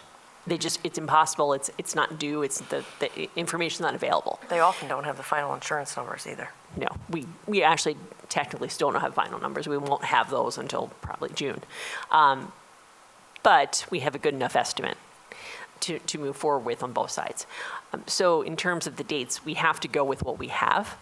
I just think, as Britta said, it's just putting us in a better position. We can go into the budget hearing presenting the lower number, knowing that, and we'll make reference that it's not necessarily in the town's information, but Tom can speak to that in terms of what the impact is. I do have the dates. April 7th is the hearing where it's presented to the whole town and feedback can be provided. April 9th is the tri-board meeting. May 5th is the final budget meeting where the number is set, and then referendum is on May 14th. So in reality, no, we didn't have to bring this tonight or have you take any action. If we just continued the process as normal, and I had figured this out before we got there in April, we would have just brought it up in April before the number was set. But knowing that we've worked this hard to bring this number down as much as possible, and this, we're at 7.8 positions. We've reduced, as you could see, almost $750,000, which was, you all know, not an easy feat this year. So the last thing that, I thought we would want to happen was to get there and then say, oh, by the way, we actually don't need, something that's in there to be more transparent. We know that right now. I wanted to bring it right now to you. Mm-hmm. But as I kept saying, we went through the process, I didn't feel comfortable enough making the recommendation 2 months ago until we pushed forward, because most of the kindergarten registrations are done between, end of January and February. So at that point, we had no idea what kindergarten would look like, really, besides checking in with the local daycares, looking at our own pre-K, and just forecasting forward. That's what we do every year. But at this point, it feels more comfortable to do this, and again, I just think it's more transparent of us to bring this forward in this way instead of waiting until we're there. And then, for example, if they say, we'd like you to cut X amount of dollars, we'd raise our hand and say, okay, well, we have this teacher position. Well, if we already knew that, we probably should have talked about it before we got there. What reason would we have to not ask? I was just saying, I know it's unorthodox because it's just not the norm necessarily that we have come back again to take action as a board unless we've been told to cut the budget. Mm-hmm. And so we're not in a place tonight where we've been told by the town council, the Board of Finance, or a referendum result that it should be cut. But nonetheless, if we had this information 2 months ago, that would have been the number we brought you anyway. Mm-hmm. I agree. Anyone else? All right, then I will make the motion to approve the new number 4.31 budget for the Board of Ed. Do I have a second? Deb, it's actually 4.29. The net number is 4.31. So if even we better, could do okay. the whole dollar amount, the 72 million, Thank that you. would be great. Christine, please correct that, 4.29 in the minutes. Thank you. Do I have a second? Second. I'll take Thage. Was that, or Sarah? Thage, yeah. Who was it, Sarah? Sorry. All in favor? Aye. Any opposed? Any abstentions? Okay, one abstention. Yes. Okay. Now, new business. Oh, can I just say, I would like to just say that I appreciate you bringing it down. I am abstaining as I abstained from the first vote, and it had nothing to do with your work on it, but I still do think that even after, I'm grateful that our representatives came and spoke with us, but I still do think that the state needs to relook at the funding that Avon gets. So there is no reflection on what I think Dr. Carnamola or Mrs. Russo has done with our budget. I'm still going to continue to keep my abstaining vote. Okay, moving on. Discussion and possible action on elementary literacy program for K-4. Begins on page 30. I don't know, Jess. Jess, you want to take this? Yep. Well, as to steal a line from Dr. Carnamola, I'm not going to take you through the whole presentation, so not to worry. We did have a very comprehensive meeting with the Curriculum and Professional Practices Subcommittee about a month ago. And it was an opportunity to walk the group through. We were joined by some curriculum specialists, our Director of Curriculum Instruction and Assessment, Jody Krasansky, some of our elementary principals joined us as well that evening, so we can kind of walk through the process that you're very familiar with. This all really kicked off for us back in December of 2023 and really has spanned a tremendous amount of work and time over the last couple of years. Just always, it's great to take an opportunity to thank those individuals who were part of our district literacy leadership team, DLLT for short. I want to point these individuals out because, as you know, we were launching a new mathematics program this fall at the elementary level, and these individuals, in addition to that, joined us for several meetings, primarily after school hours, some during the day as well, to do this work. And that included, for some of our classroom teachers, while they were learning the new math curriculum, also trying out some of the new reading materials in their classrooms as well. So I want to thank them for that, because that was quite a bit of work for them to take on. So you're familiar with the process. That team that we formed really was tasked with selecting a state-approved program. And while it met the state's requirements, we still wanted to make sure that it honored our vision for ELA instruction here in the district. We talked earlier about the skills and dispositions within our Portrait of the Graduate. We wanted to make sure that our students were still thinking critically, it was still challenging, we still embraced equity, and that we really maximized the efficiency of our ELA block here in Avon. Just a quick piece on that. When I say maximize that time, one of the things that a program does is it's a scripted piece, right? You know that you're going to do a certain amount of work in a certain amount of time. And what was important to us was that we found something that fit within that block and still left enough time during ELA for our teachers to have that autonomy to be differentiating instruction, bringing in authentic text, working in small groups, and we believe this program accomplished and checked all of those boxes for us here in Avon. And so our recommendation is for the Savvis Company's MyView literacy program. It is a complete program that will cover all aspects of the science of reading. So you remember that's a lot of the piece that was driving this work, to ensure that we had a program in place to support our curriculum that hit all 5 areas. What's included in your packet this evening is a recommendation for that program to be K-4. We spoke about that that at CPP at length. The reason the group felt very strongly to make that recommendation, it really ties into some of the conversation we had this evening about the Thompson Brook self-study. We do not feel it's in our students' best interest to transition within a primary reading program for 1 year at the elementary level, knowing that they would then make that transition to Thompson Brook School, where our current ELA curriculum would carry them from 5th grade all the way through graduation. So we felt like one transition was good. Multiple transitions during that short period of time was not in our students' best interest. We also talk a lot about collaboration, vertical alignment, and we felt like just based on the structure of those schools, recommending this program be part of what all students in kindergarten through 4th grade experience was in their best interest. And so upon your approval, there's quite a bit of work to do. As you can imagine, it feels like wash, rinse, repeat a little bit for what we went through last spring with mathematics. But just this next slide highlights a few of those things that we'll be doing this spring in terms of professional development for staff, curriculum writing, training, and really thinking about what it'll be like to implement this program in the upcoming school year. And so that's really it. 'Cause again, I promised I wouldn't go through the whole thing again. But those are just some quick highlights to the work leading to the adoption of this new program. I'm happy to answer any questions you might have pending your approval.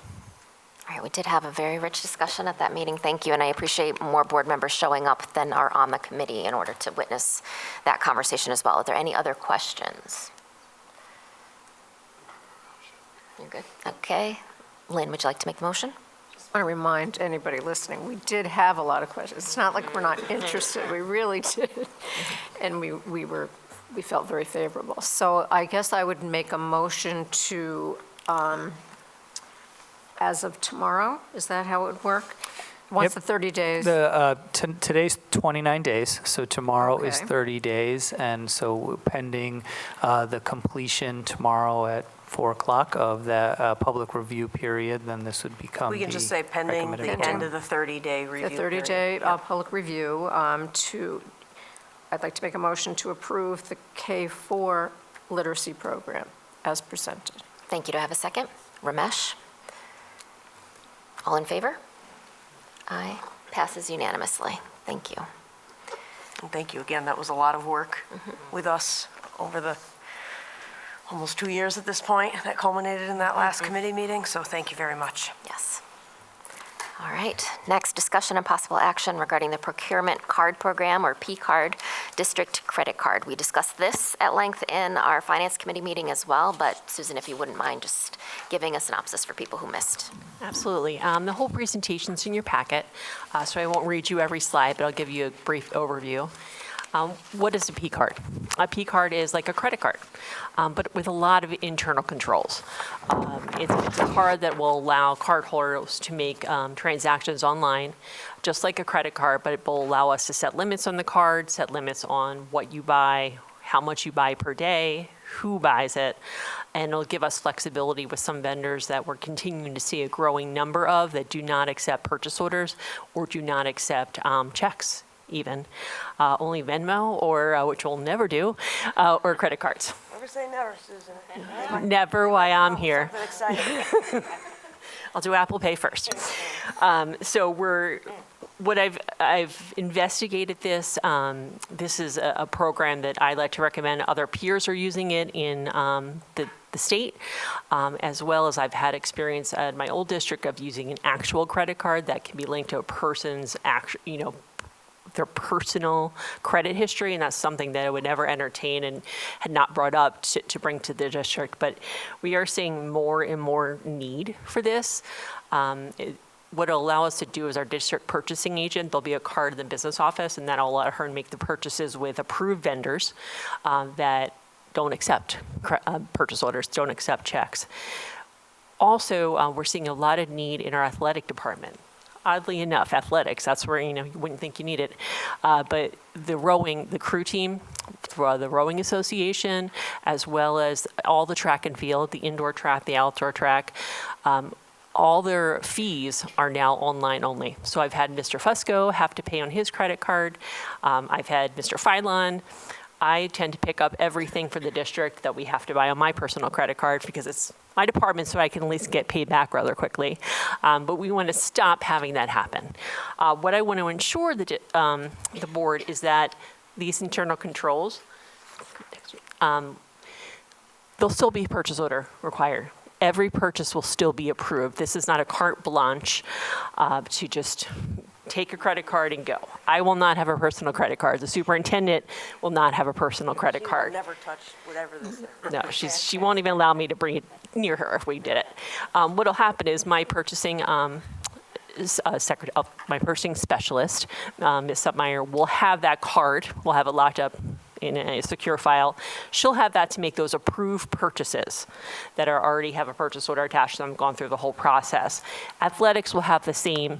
Mr. Filon and Ms. Schlosser will go through all the processes.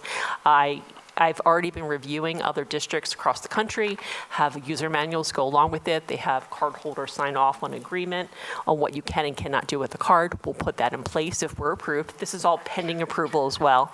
What I'm asking the board to do is approve us applying for the card. It takes a board resolution as well as 3 years of audited financials. And a lot of information from us because they are not requiring that personal information that other places do. They're doing it on our credit, the fact that our town is, AAA bond certified, we're good financial standing. They're reviewing that as the approval process, which is what we want. We want it to be the Board of Ed's card, not the Susan Russo card, which is the other option out there, which some districts do, and we would never. So we do have other cards that we use. We have a Big Y card, we have a ShopRite card. Similar process, you just can only get things at those particular stores. So the next steps would be the Finance Committee already reviewed this and moved it on to the full board. I thank them for that. I asked the board to vote on a resolution which will allow me to apply for the card. And then we would submit the application, wait for the approval, and we'll work with some of my peers that run the program in the state of Illinois. They created this. It's part of our Association of School Business Officials. That's who the program's linked through. It's a group of business officials throughout the country, actually internationally as well. And then we'll look to implement that in next school year with maybe a pilot if we get all the information in time for sports season, the end of the sports season. I'll work with Mr. Fineland to maybe do a little test run. Thank you. Go ahead, Suzanne. Yeah. I'm just thinking, with the amount of money that we must spend on these kinds of things, is there any kind of reward system that they have? They do have a little bit of discount. We will get a little bit of cash back, so to speak. It's very minimal, but there's something like that. Unfortunately, all the rewards programs are real credit cards, I'll call them, that we would have to apply individually for. Yeah. Oh, I understand. That's why I volunteer. It's a good question. Anybody else? Same thing. I was in the same meeting and we grilled you with questions, so thank you. Dumb question that I assume that the answer is not an issue. There's no conflict with the town's spending policies with this. Like, there's nothing that particularly prohibits us from the town side of it. No. No, the town actually pays some of their vendors via ACH, which I actually hesitate on a little bit. Okay. I'm a little less comfortable with that. I'd rather have a card that I could charge back if there's an issue. So I think it protects us a little bit more. Another good question. Anybody else?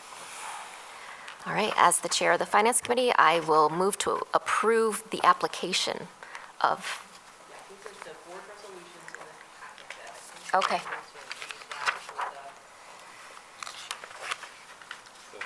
You want me to read this whole? Okay, we ready, guys? That's okay.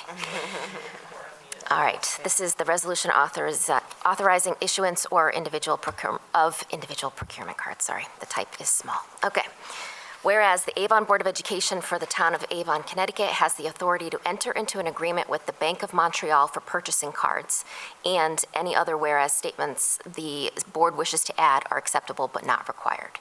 Now therefore be it resolved by the Avon Board of Education for the town of Avon, Connecticut, that the chairperson is authorized to enter into an agreement with the Bank of Montreal to secure procurement cards for each authorized employee of the municipality under such terms and conditions as approved by the board.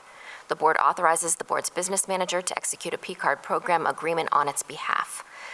The resolution, do I have to read that part? No, I didn't think so. Okay. Do I have a second? Second. Second by Jeff. All in favor? Passes unanimously with 9. Thank you. All right. Now, thank you to Christine for providing the upcoming list of board meeting dates. It's amazing how quickly they sneak up on you, but it's good to prepare and know what to expect in the fall. So hopefully everyone's had an opportunity to look them over. Is there anything glaring that anybody noticed as far as a night that wouldn't work for them? Yes, we noted that it was St. Patrick's Day. Thank you, Christine. You know, of course, my people are happy about that. But the real reason, we kept the meeting this year too on the next March date, like we are here tonight because this is the 4th. We are looking at different spacing between policy and finance at certain points of the year to make sure that we can get things done effectively. So that was why we made that change to a couple of months. But the numbers, the dates are accurate. The dates are accurate. They just have the Yeah, notes no, at the bottom if you need to Just pointing out why understand. sometimes we look at different dates, because over the years we have figured out that. This is why it's great to have it in advance, because we can put it in our calendar and we already expect it. You know that, okay. I'll put that in my calendar so I know. All right, anyone else? Otherwise, okay. Do I have a motion to approve the 2025-2026 Avon Board of Education monthly meeting dates as presented? So moved. Thank you, Jeff. Do I have a second?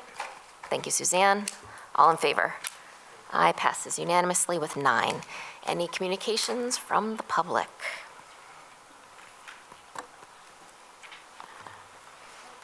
All right. Any communication from Board of Education members? Seeing none, do I have a motion to adjourn? Motion to adjourn. Thank you, Chris. Do I have a second? Oh, thank you, Sarah. All in favor? Aye. Aye, passes unanimously. It's 9:01. Thank you very much. Thank you.